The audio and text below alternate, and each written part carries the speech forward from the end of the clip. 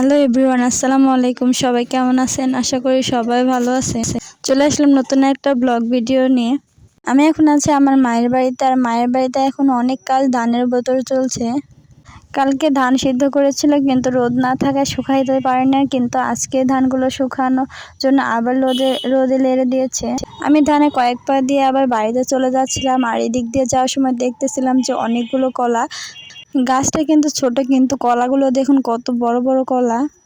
এই কলাটার নাম যদি কেউ জেনে থাকেন অবশ্যই কিন্তু কমেন্ট করে বলবেন। আর আমি বাড়িতে এসে দেখি যে আমার আব্বু পাঙাশ মাছ নিয়ে এসেছে। আমাদের বাড়িতে কিন্তু প্রায় 2-3 বছর পরে পাঙাশ মাছ নিয়ে এসেছে, তাও আমার মেয়ের জন্য। আমার মেয়ে যেহেতু কাঁটাযুক্ত মাছ খেতে পারে না, সেই জন্যই কিন্তু এই মাছটা আনা হয়েছিল। মাছটা আনার পরে এই মাছ থেকে কিন্তু আজকে রান্না করা হবে সবার জন্য। এই বেগুন দিয়ে আলু দিয়ে মাছ দিয়ে আজকে রান্না করা হবে। আমি একটু ধানের কাছে গিয়েছিলাম, এসে দেখে আমার মায়ের তরকারি রান্না হয়ে গেছে। আর তরকারির কালারটা কিন্তু অনেক সুন্দর হয়েছিল, খেতেও কিন্তু অনেক মজা হয়েছিল। আমি খাওয়া দাওয়া করে আমার মেয়েকে খাওয়ানোর জন্য চলে আসি। আমার মেয়ে যেহেতু মাছ দিয়ে খেতে চাচ্ছিল না, সেজন্য আমি এখানে দুধ দিয়ে মাখিয়ে ভাত খাইয়ে দিচ্ছিলাম, আর সে কিন্তু অনেক মজা করে খাচ্ছিল। আর আমার ভিডিওটি যদি ভালো লাগে অবশ্যই লাইক করবেন, শেয়ার এবং সাবস্ক্রাইব করে পাশেই থাকবেন। কিছুক্ষণ খাওয়ার পরে কিন্তু সে আর খেতে চাচ্ছিল না, কারণ তার পেট ভরে গিয়েছিল।